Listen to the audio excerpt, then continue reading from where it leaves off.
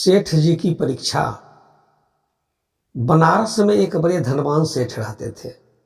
वह भगवान विष्णु के परम भक्त थे और हमेशा सच बोला करते थे। एक बार जब भगवान सेठ जी की प्रशंसा कर रहे थे, तभी माँ लक्ष्मी ने कहा, स्वामी, आप इस सेठ की इतनी प्रशंसा क्या करते हैं? क्यों न आज उसकी परीक्षा ली जाए और जाना जाए क्या वह सचमुच इसके लायक है या नहीं। भगवान बोले, ठीक है, अभी सेठ गहरी निद्रा में है, आप उसके स्वप्न में जाएं और उसकी परीक्षा ले लें।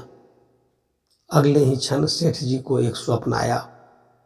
स्वप्न में धन की देवी लक्ष्मी उनके सामने आई और बोली, हे मनुष्य, मैं धन की दात्री लक्ष्मी हूँ। सेठ जी को अपनी आंखों पर यकीन नहीं हुआ और वे बोले, हे माता, आपने साक्षात अपने दर्शन देकर मेरा जीवन धन्य कर दिया है।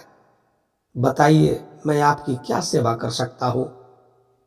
कुछ नहीं, मैं तो बस इतना बताने आई हूँ कि मेरा स्वभाव चंचल है और बरसों से तुम्हारे भवन में निवास करते करते मैं ऊब चुकी हूँ और यहाँ से जा रही हूँ। सेठ जी बोले, मेरा आपसे निवेदन है कि आप यहीं रहें, किंतु अगर आपको यहाँ रहना अच्छा नहीं लग रहा है तो मैं भला आपको कैसे रोक सकता हूँ। आप अपनी इच्छा अनुसार जहाँ चाहें जा सकती हैं। और माँ लक्ष्मी उसके घर से चली गई। थोड़ी देर के बाद रूप बदलकर पुनः सेठ के स्वप्न में यश के रूप में आई और बोली, सेठ, मुझे पहचान रहे हो? सेठ, नहीं महोदय, आपको नहीं पहचाना।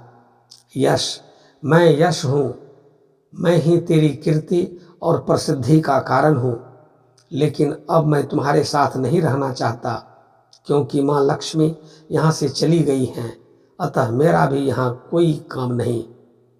सेठ, ठीक है, यदि आप भी जाना चाहते हैं तो वही सही। सेठ जी अभी भी स्वप्न में ही थे। उन्होंने देखा कि वे दरिद्र हो गए हैं और धीरे धीरे उनके सारे रिश्तेदार और मित्र उनसे दूर हो गए हैं। यहाँ तक कि जो लोग उनका गुणगान किया करते थे वो भी अब बुराई करने लगे हैं। कुछ और समय बीतने पर माँ लक्ष्मी धर्म का रूप धारण कर पुनः सेठ के स्वप्न में आई और बोली, मैं धर्म हूँ माँ लक्ष्मी, और जस के जाने के बाद मैं इस दरिद्रता में तुम्हारा साथ नहीं दे सकता, मैं भी जा रहा हूँ। जैसी आपकी इच्छा, सेठ ने उत्तर दिया और धर्म भी वहाँ से चला गया। कुछ और समय बीत जाने के बाद माँ लक्ष्मी सत्य के रूप में स्वप्न में आ प्रकट होती है और बोली, मैं सत्य हूँ। लक्ष्मी, जस और धर्म के चले जाने के बाद अब मैं यहाँ एक पल भी नहीं रहना चाहती। ऐसा सुन सेठ जी ने तुरंत सत्य के पांव पकड़ लिए और बोले, हे महाराज, मैं आपको नहीं जाने दूंगा। भले ही आप मेरा साथ छोड़ दें, मुझे त्याग दें, पर कृपया आप ऐसा मत करिए। सत्य के बिना मैं एक क्षण नहीं रह सकता। यदि आप चले जाएंगे तो मैं तत्काल ही अपने प्राण त्याग दूंगा। लेकिन तुमने बाकी तीनों को बड़ी आसानी से जाने दिया, उन्हें क्यों नहीं रोका? सत्य ने प्रश्न किया। सेठ जी बोले, मेरे लिए वे तीनों बहुत ही महत्व रखते हैं, लेकिन उन तीनों के बिना भी मैं भगवान के नाम का जाप करते करते उद्देश्यपूर्ण जीवन जी सकता हूँ। परंतु यदि आप चले गए तो मेरे जीवन में झूठ का प्रवेश कर जाएगा और मेरी वाणी अशुद्ध हो जाएगी। भला ऐसी वाणी से मैं अपने भगवान की वंदना कैसे कर सकूंगा? मैं तो किसी भी कीमत पर आपके बिना नहीं रह सकता। सेठ जी का उत्तर सुनकर सत्य प्रसन्न हो गया और उसने कहा, तुम्हारी अटूट भक्ति ने मुझे यहाँ रुकने को विवश कर दिया और अब मैं यहाँ से कभी नहीं जाऊँगा। और ऐसा कहते हुए सत्य अंतर्ध्यान हो गया। सेठ जी अभी भी निद्रा में थे। थोड़ी देर बाद स्वप्न में धर्म वापस आया और बोला, मैं अब तुम्हारे पास ही रहूँगा क्योंकि यहाँ सत्य का निवास है। सेठ जी ने प्रसन्नतापूर्वक धर्म का स्वागत किया।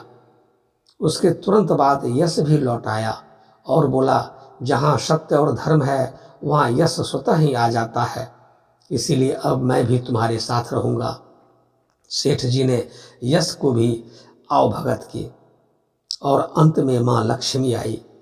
उन्हें देखते ही सेठ जी नतमस्तक होकर बोले, हे देवी, क्या आप भी पुनः मुझ पर कृपा करेंगी?